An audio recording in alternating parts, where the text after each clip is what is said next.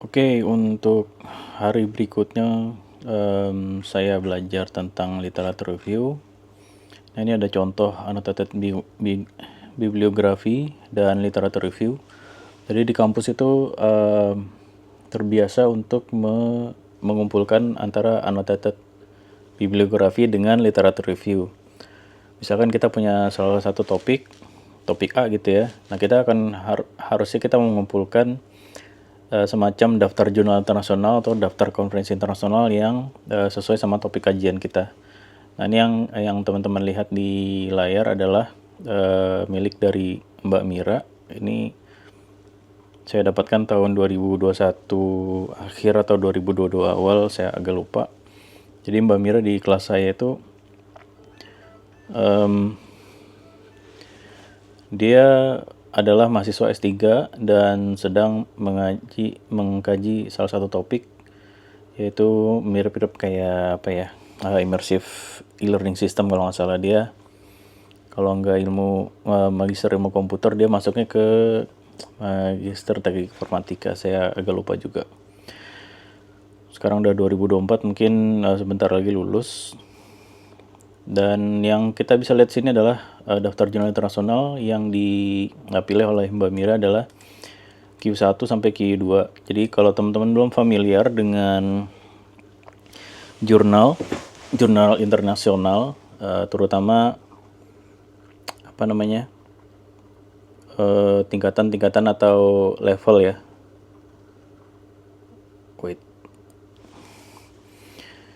Jadi di jurnal itu pun kayak ada semacam prestasi dari jurnal tersebut dibandingkan dengan jurnal lain. Jadi dia misalkan dia punya salah satu jurnal, dia masuk range Q1, Q2 dan Q3 itu. Tapi yang paling terbaik katanya tuh Q1, yang di bawahnya adalah Q2, yang di bawahnya lagi ada Q3. Nah, ini adalah salah satu jurnal Q1, ini dari IEEE Access.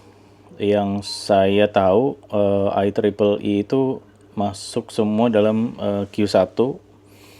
Tapi saya pernah dengar dari teman kampus juga, ternyata nggak semua jurnal yang IEEE itu masuk ke jurnal Q1. Ada juga di ranking jurnal-jurnal lain.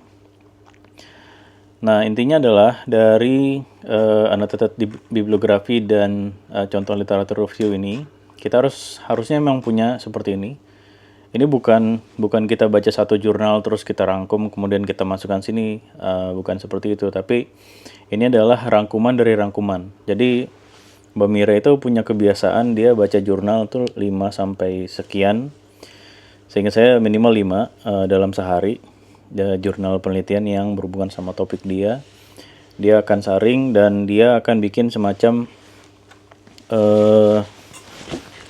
rangkuman di Google Form ini nanti dia akan ngisi itu apa aja isinya, misalkan judul artikelnya, penelitiannya siapa, kemudian ada poin-poin apa yang dia bisa ambil. Nah, dari jurnal tersebut ketika di save di Google Form itu akan masuk ke Google Excel kan, Google Spreadsheet.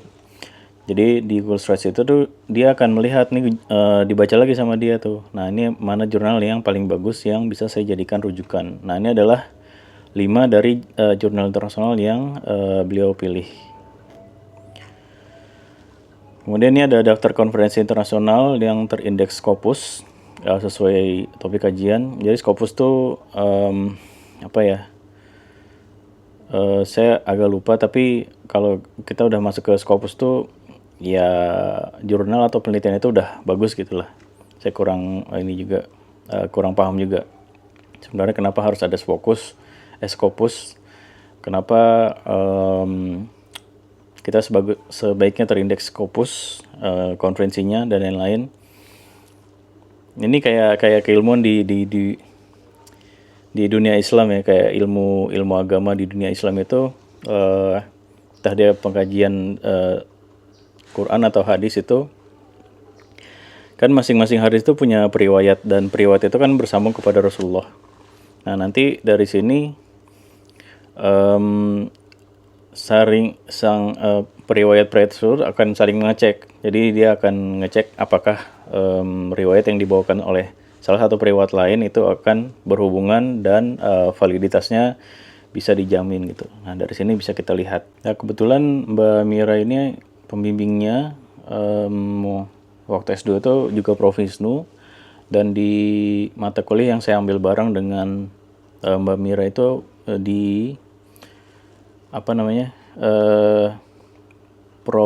Profesor Wisnu juga mengajar di situ dengan Profesor Aniati. Jadi kita tuh belajar tentang bagaimana melakukan penelitian dan penulisan ilmiah, gitu ya.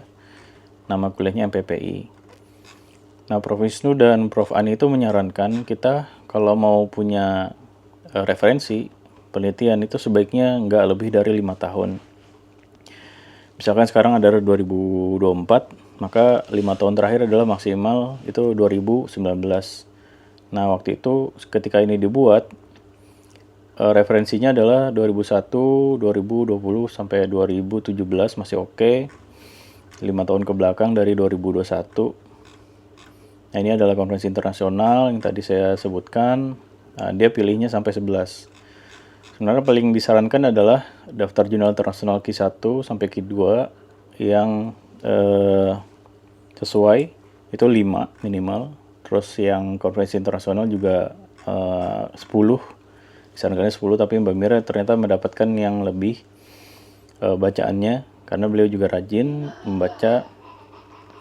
Kemudian ada daftar buku yang masih sesuai dengan topik kajian. Ini adalah yang dipilih oleh Mbak Mira.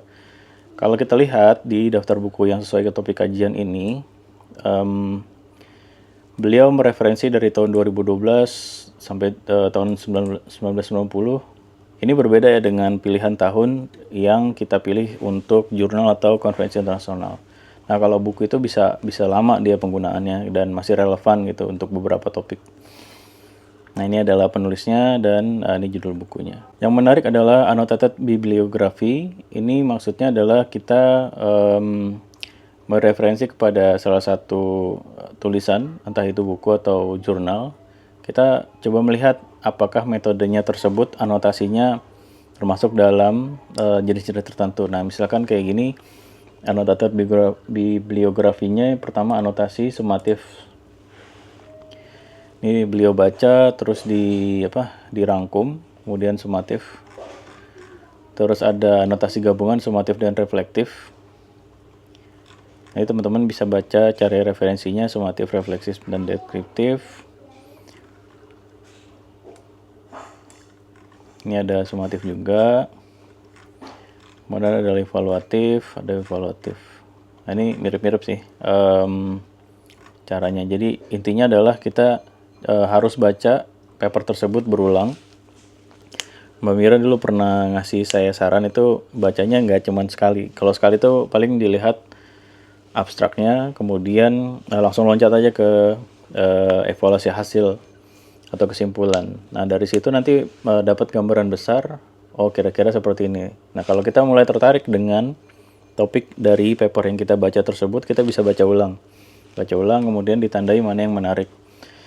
Nah, biasanya paper-paper itu yang poin-poin penting adalah yang berhubungan dengan gambar-gambar yang grafik gitu ya, grafik atau bagan penelitiannya dia.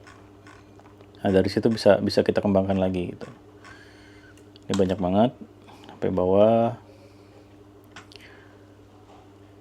Oke.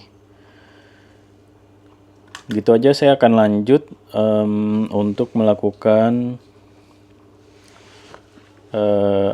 literatur review dan mencari daftar pustaka lain untuk saya jadikan acuan untuk topik saya. Makasih udah menonton. Subscribe boleh, like juga boleh, share juga boleh, komen-komen juga boleh. Oke, makasih. Have a nice day.